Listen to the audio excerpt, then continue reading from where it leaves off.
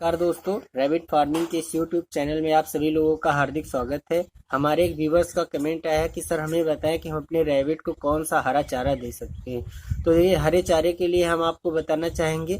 अभी मई का सीज़न है। इस सीज़न में आप मक्का का जो मक्का है उसके जो मुलायम मुलायम पत्ते हैं वो दे सकते हैं। और आप बंद गोभी, फूल गोभी खिला सकते हैं। गाजर भाई कॉस्टली है, इस समय खिला सकें तो बहुत अच्छी बात है। लेकिन जो हमारे रैबिट फार्मर हैं उनके लिए अब हम बात करना चाहेंगे स्पेशली। देखिए, जो आपका एक या दो पेट घर में है उसके लिए आप उसके लिए अच्छी व्यवस्था कर सकते हैं। गाजर है या फिर आप मूली के पत्ते खिला सकते हैं, या उसे मक्का थोड़ी बो दिए जरा सी उसके पत्ते खिला सकते हैं। और ये सोयाबीन है उसके पत्ते खिला सकते हैं। या फिर हम्म, अभी एक और अच्छी घास है, उसका देखिए नाम हमें याद नहीं आ रहा है, और हमने लगा रखी है अपने खरगोश के लिए।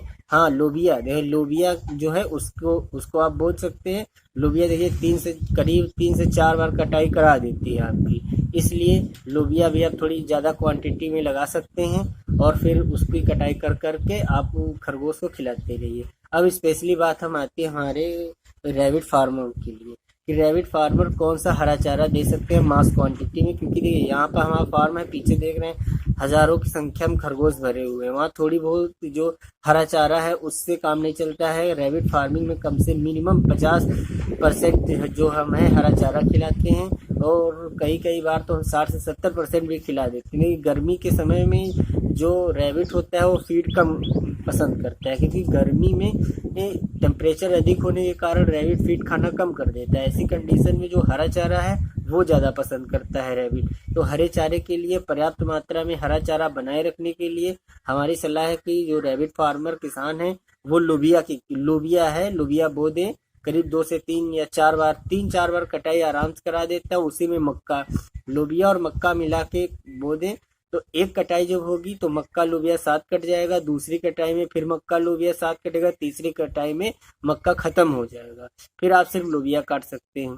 और देखिए, जो फिर भी हरे चारे की कमी यदि आपको आ रही तो आप नेपियर घास लगाइए। नेपियर घास का सीड आप amazon.com से ले सकते हैं। वो एक बार लगा देने पर 3 से 4 साल तक हरा चारा देती है। जब उधर जाड़े की स्टार्टिंग जैसे होने वाली होती है तो क्या होता है कि वो सूख जाती है, मतलब फिर वो जो उसके पेड़ की ग्रोथ खत्म हो जाती है नेपियर के, और आपको लगेगा कि जैसे सूख गई है। उसको ऐसे पड़ा रहने दे, 1-2 बार सिंचाई कर दे, हल्की नमी बनाए रखें। जैसे ही जाड़ा खत्म होता है, फरवरी से मार्च का समय जैसे ही आता है, वो पेड़ फिर से अंकुरित हो जाता है, नए सिल्ले आ जाते हैं, नए कल्ले आ जाते हैं। फिर वो पूरे साल हरा चारा गर्मी भर आसानी के साथ आपको मिलता रहता है। नेपियर घास बहुत ज़्यादा जो होती है, आप जैसे डिस्प्ले स्क्रीन पर देखिए, नेपियर घास जो है वो बहुत ज़्यादा कल्ले नीचे से निकलते हैं। एक एक पेड़ इतना इतना, मतलब यदि उसको अच्छी स्पेसिंग पे लगाया हमने, नेपियर घास को एक अच्छी स्पेसिंग पे हमने लगा दिया है, तो उसमें बहुत कल्ले फूटते हैं। एक एक पेड़ में 2 पेड़ मिला के एक बोझ घास हो जाती है। इसलिए हमारी किसान भाइयों से यही परामर्श है कि आपको एक मास क्वांटिटी में हरे चारे की व्यवस्था करनी है तो आप नेपियर घास, लोबिया, ये 2 चीज़ों का गर्मी में सेवन करें, तो जाके आपका हरा चारा पूरा पड़ता है।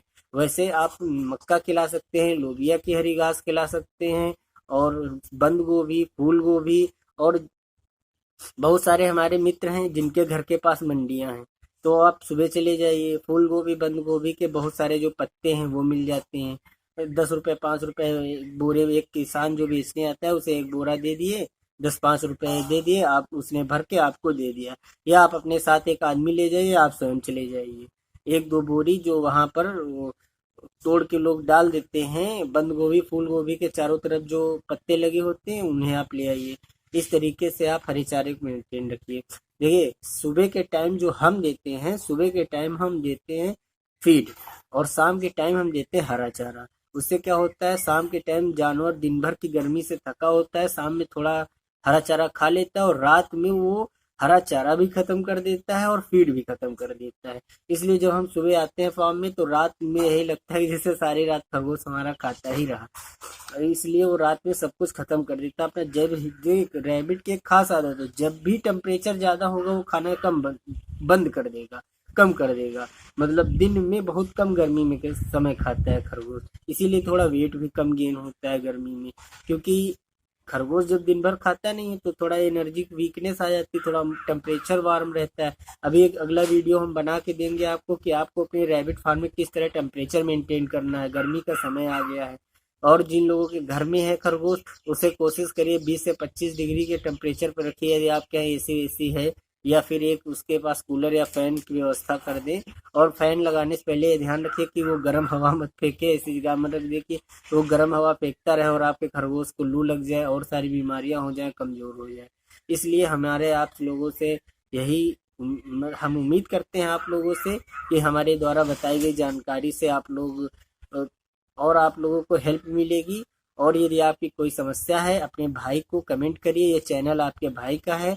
हम किसी कंपनी का प्रमोशन नहीं करते हैं, ना ही हम किसी रैबिट फार्मिंग का ही प्रमोशन करते हैं कि आप रैबिट फार्म खोलिए, पैसा कमाइए, महीने में 50,000 कमाइए, महीने में 70,000 कमाइए। नहीं, रैबिट फार्मिंग एक किसानों से जुड़ा हुआ कार्य है, एक मध्यम प्रॉफिट वाला काम है।